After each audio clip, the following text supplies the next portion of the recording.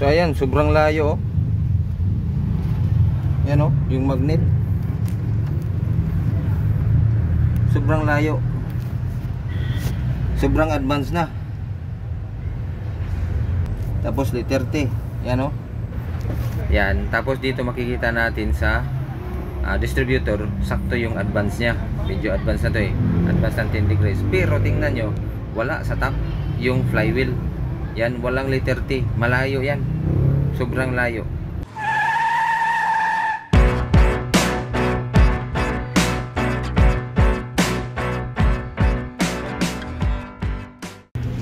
Magandang araw mga ka-auto. Update tayo ngayon sa mga nagtatanong kung yung flywheel daw nasa top pero yung timing wala. Tingnan nyo to. Yan. Kung titingnan nyo to, nailagay ko na sa tama kanina, pero nung pag-tap ko, nilagay ko sa letter T yung flywheel. Ito lumihis, oh. Yan, yung dowel nya wala na. Saka ito nasa baba na. So ilawan muna natin. Timing mark nya, kayong key dowel layo. Yan, oh.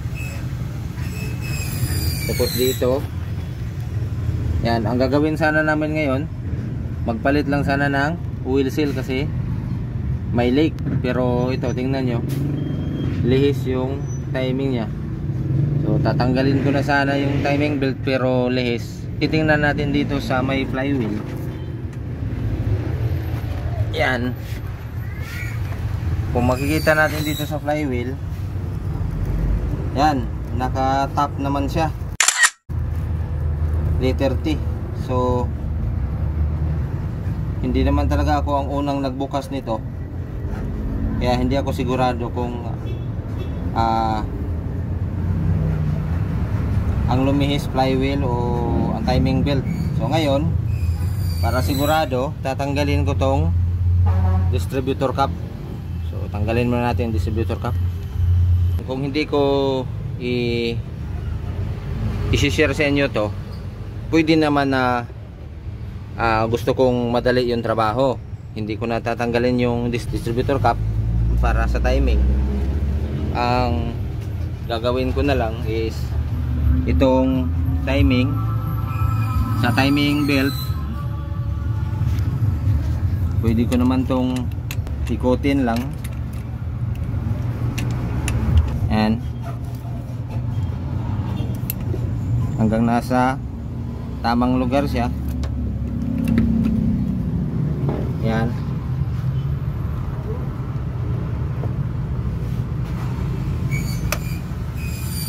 hanggang nasa tamang lugar siya sa timing mark. Tapos dito sa camshaft,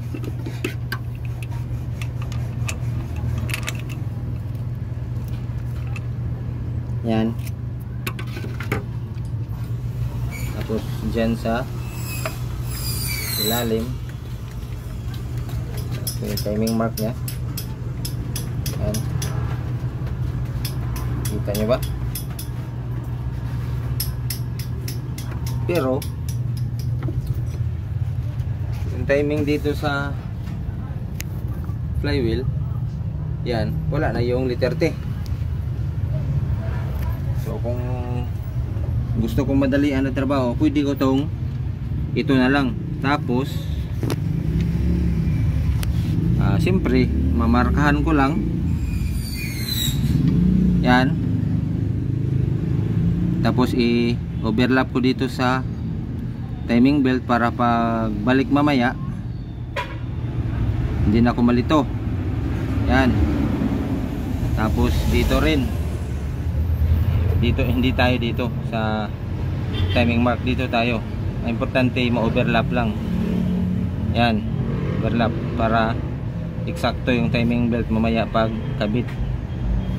Kung gusto ko madalian na trabaho, tapos tatanggalin ko na yung timing belt. Pero isi-share ko sa inyo bakit nagkaganito to. So kung ibalik natin sa top yung flywheel, ito tayo. Yan o, malayo. So, balik natin to.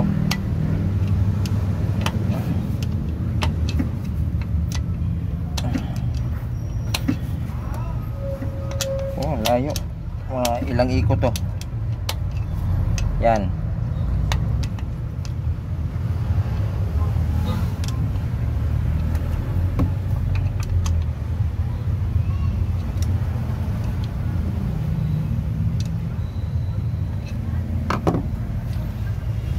Yan yung top nya, 30. Tapos tanggalin natin to.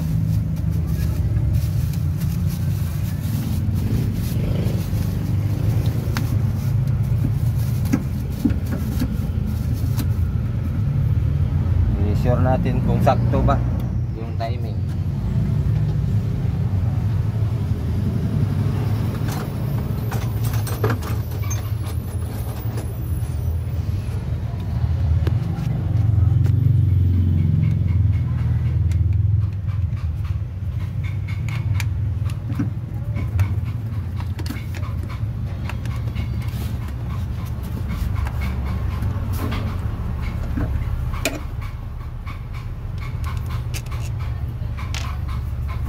Mahirap pag hindi ikaw ang unang nagtrabaho kasi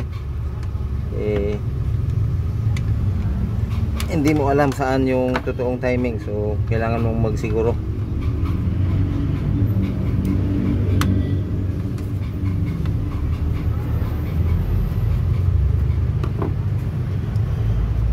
Mahirap na, wheel seal lang yung papalitan tapos lalaki yung trabaho. So yan, tanggalin natin tong cap.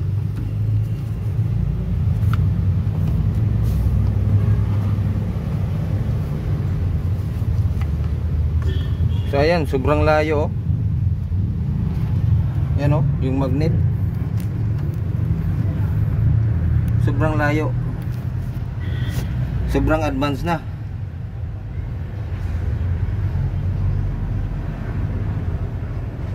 Tapos letter T, yan kung ibalik natin yan, ibalik natin tong magnet. Ito yung pinakasentro ng magnet niya. Dito dapat nakasentro to. Tingnan natin kung ilang advance to. Balik natin. Yan, lagpas na ng 10 degrees. Nasa 20 na. Wala pa rin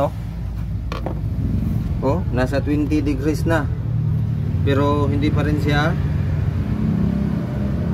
yan nasintro sa magnet. So sobrang layo.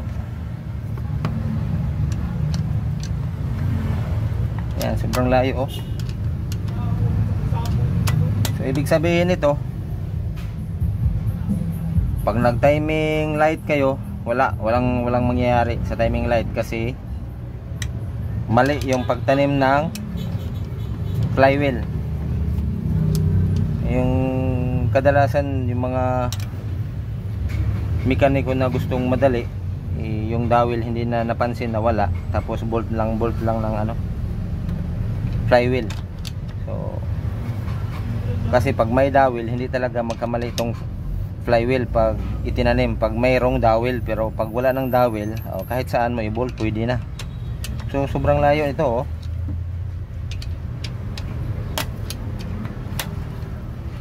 yan ilang ikot na to pero hindi pa rin wala pa rin. So hindi na tayo magbase sa top nito, dito na tayo sa timing belt kasi sobrang layo na.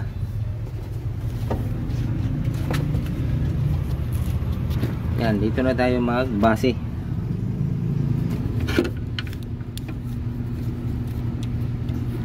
So may marka naman tayo, marker yan, tapos nasa saktong alignment naman siya. So tanggalin na natin, tapos hayaan na natin yung flywheel. So kung kayo gusto nyo na maibalik sa tama, itanggalin yung transmission tapos ibalik sa lugar yung flywheel kung gusto nyo. So yan lang yung ano ko. Tanggalin muna natin itong timing belt. So ayan, kinabit na natin ang timing belt. So baka magtaka kayo bakit ko kinabit na agad. Hindi ko pinakita kung paano natin ina-symbol. Meron naman kasi tayong mga ibang video na kung paano magkabit ng timing belt. So kanina pinalitan natin ng oil seal. So sa mga gusto makita kung paano natin ikabit ang timing belt sa wastong timing, meron tayong ibang video dyan. Ilagay ko ang link sa description dito mismo, diyan sa baba. So sa mga bagong manonood sa ating channel, so meron tayong mga video na related dito kung paano tayo mag timing. So ang usapan kasi natin dito, ang pinag-uusapan natin yung lihis, yung wala sa top yung flywheel, tapos sakto naman yung timing belt. Kasi may mga nagtatanong sa ating mga viewers na paano kung wala yung top tapos sakto naman yung timing sa timing belt. So ito ipakita ko sa inyo kung paano gagawin. So ayan, pahigpit na tayo ng timing belt. So gagawin natin, siyempre maluwag pa to, pero eksakto na yung timing nya. Tingnan nyo, yan yung dowel nasa baba, yan. Tsaka ito rin, ano to magkatapat o salubong yung timing. So meron nga nagko-comment dyan sa ibang video ko, yung sa electronics na head, na bakit nasa itaas yung dowel. So electronics kasi yun na head. So ito ordinary, purong ordinary F6E. So yan, eksakto siya sa lubong. So yung isang video ko na nasa taas yung dowel, AFI yun. So pinalitan kasi ng head, AFI yun. So ito, pakabit na tayo. Siyempre luluwagan na natin ng tensioner. Yan. Tapos hayaan natin yung spring ng tensioner siyang maghihigpit. Itulak lang natin konti ng kamay, saka natin higpitan. Huwag yung masyadong idiin kasi may ingay sa timing belt pag hinigpitan ng mabuti. So hayaan lang yung spring ng tensioner na siya yung maghihigpit ng timing belt. Medyo may allowance. Yan, medyo may allowance, saka natin higpitan yung bolt. So okay na yan siya. Yan.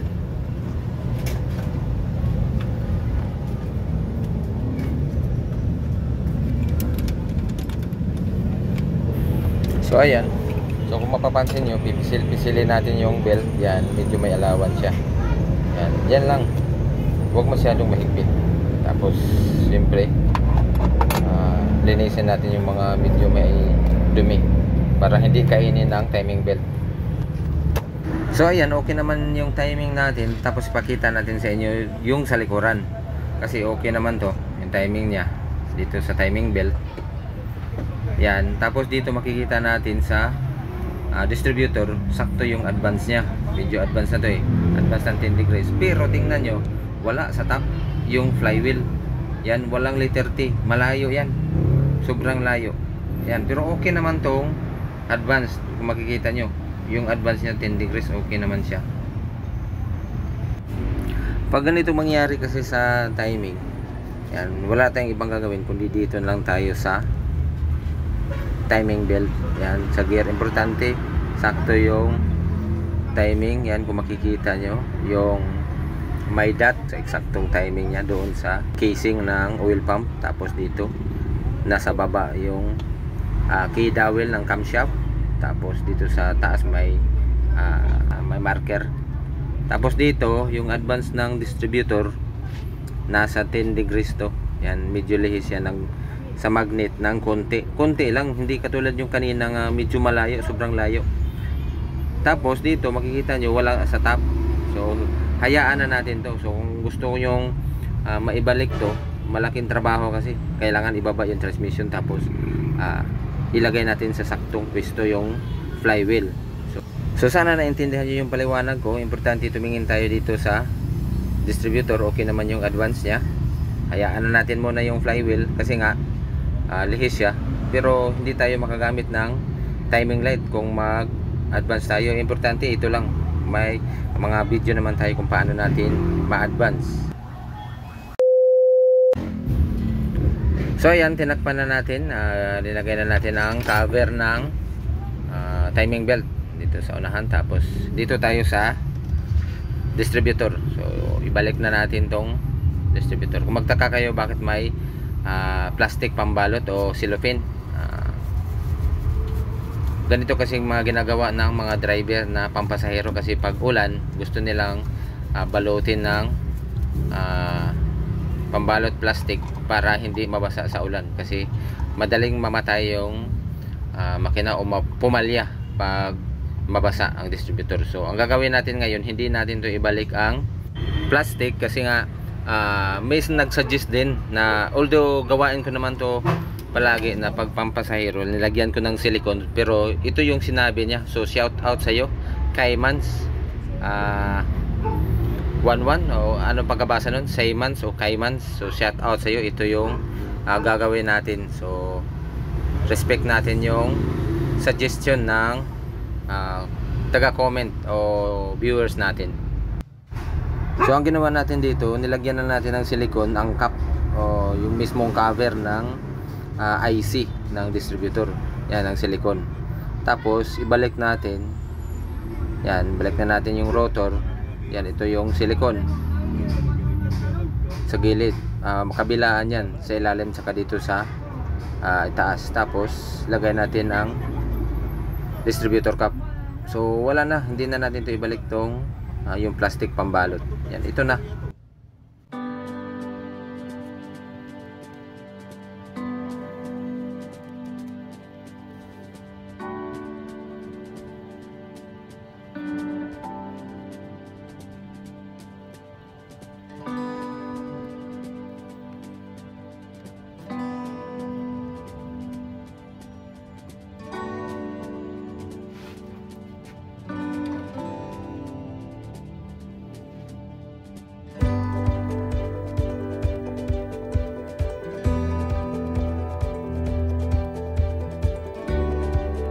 So ayan, tapos na. So dito na tayo, pakabit na tayo ng engine fan. So hindi ko na ipapakita yung video kasi meron naman tayong ibang video dyan, nasa description yung link.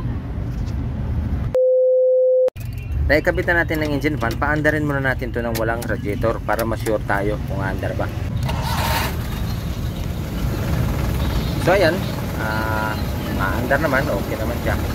Pero medyo malog kasi nga yung engine fan niya. Ginawa lang yata to, galing to sa Forky. Hindi ito yung tunay na engine fan niya. Hindi ko lang naipakita sa inyo, pero kanina yung mga bolt niya naka-stuck na dyan sa fan mismo. So ayan, ipakita ko sa inyo. 3 bolt lang to.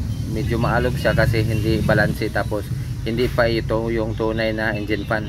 Parang combiner lang ata to, galing ng Forky na engine fan. So mag-usap muna kami ng may-ari kung papalitan ba to o hindi.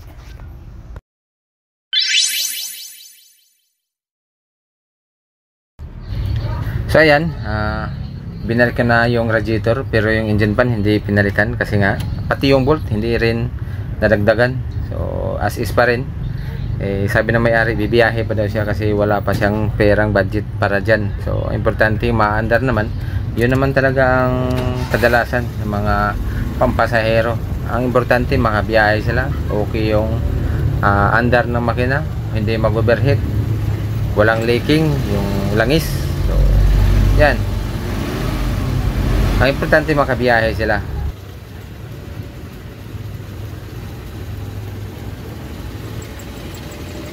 So yun lang, importante okay naman yung andar nya. Bibiyahe pa to kasi nga wala pa, hindi pa nakaumpisa to ng biyahe. So patisting muna natin sa daan.